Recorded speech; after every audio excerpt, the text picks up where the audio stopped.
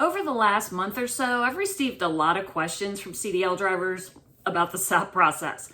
So questions about finding work as a SAP driver, follow-up testing, clearinghouse records, and what to do if something doesn't seem right with your SAP. So today I'm going to answer some of your questions I've recently received and honestly, hopefully clear up some of the confusion.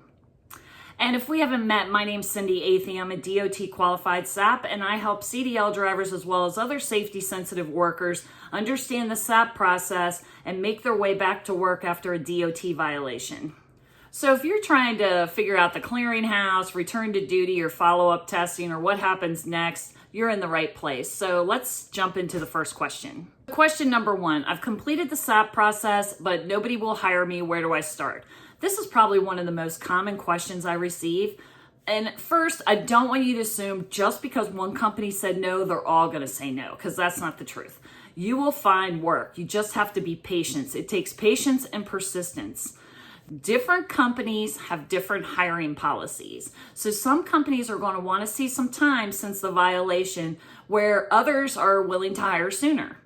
What I usually tell drivers to do is to focus on companies that have experience working with the SAP and don't get discouraged from a few rejections. And finding work after completing the SAP process, it does take persistence. So just be patient, keep applying for jobs. You may need to submit more applications than a driver without a violation, but just keep networking. You will find the right opportunity. And if you are struggling, you can always check out my link tree under free driver resources. I have a copy of a SAP friendly trucking company list that I've compiled over the years of what companies are SAP friendly and what are not, and I don't know if they're hiring, but at least it gives you an idea of where to start. And don't discount like local things, like your local city, county, state governments. They hire CDL drivers, and a lot of those are SAP friendly.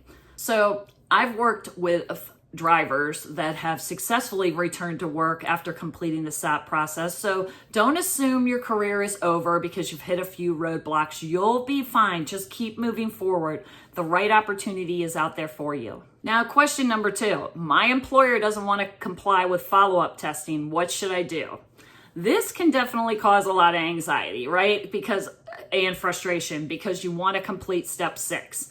The follow-up testing plan is created by the SAP, but it's the employer's responsibility to carry it out. And if you believe your employer isn't following the testing plan, I would encourage you to communicate with your SAP, because what your SAP can do is call the company and say, hey, I think there might be some confusion here because driver says he hasn't been sent for a follow-up test in like 6 months. Do you have a question about that? Remember, you can't schedule your own follow-up tests. Only the employer, or if you're an owner-operator, the consortium can. So the employer, it's their responsibility. If something doesn't feel right, ask questions and communicate that with your SAP. Question number 3, do positive tests fall off after 5 years from the violation or when I complete the SAP program? This is another question that causes a lot of confusion. Completing the SAP process and the clearinghouse record retention, 2 separate issues, right? You complete the SAP process allows you to move through the return to duty process and become eligible to return to safety sensitive work. Doesn't automatically mean it erases the history of the violation. The clearinghouse has specific rules regarding how long records remain available. What I encourage drivers to do is focus on successfully completing the process and getting back to work rather than worrying about whether the violation disappears.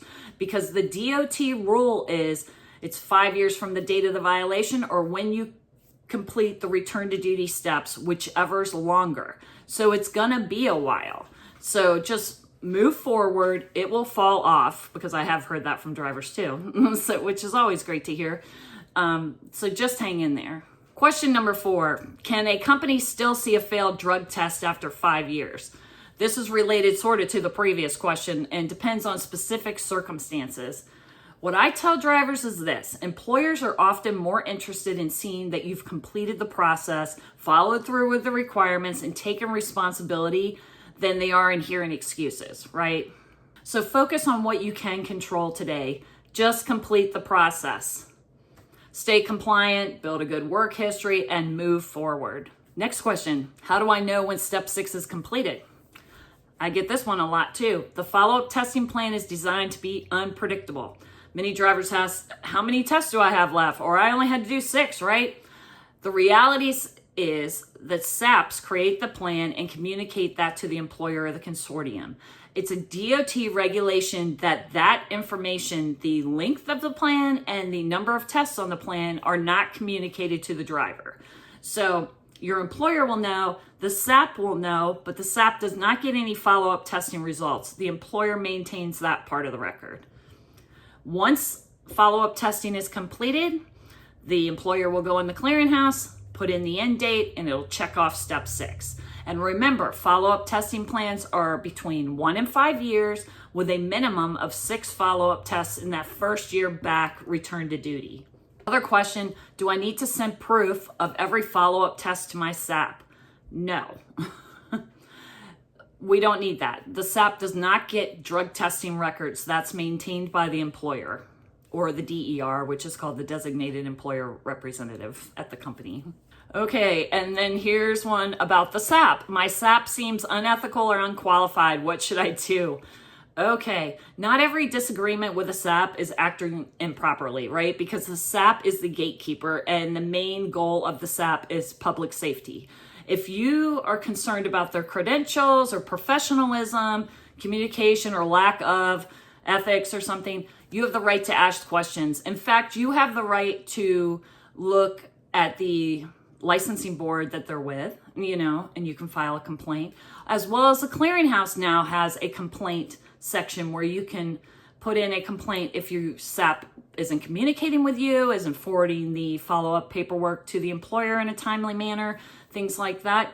Just try to keep any communication with the SAP professional, document your concerns, if you can, because that would be easier when you're filing a complaint, and yeah, hopefully it'll get resolved. Here's another one about a SAP. Every SAP has a different program. Isn't it all about the money? No. Maybe with some, but not all of them.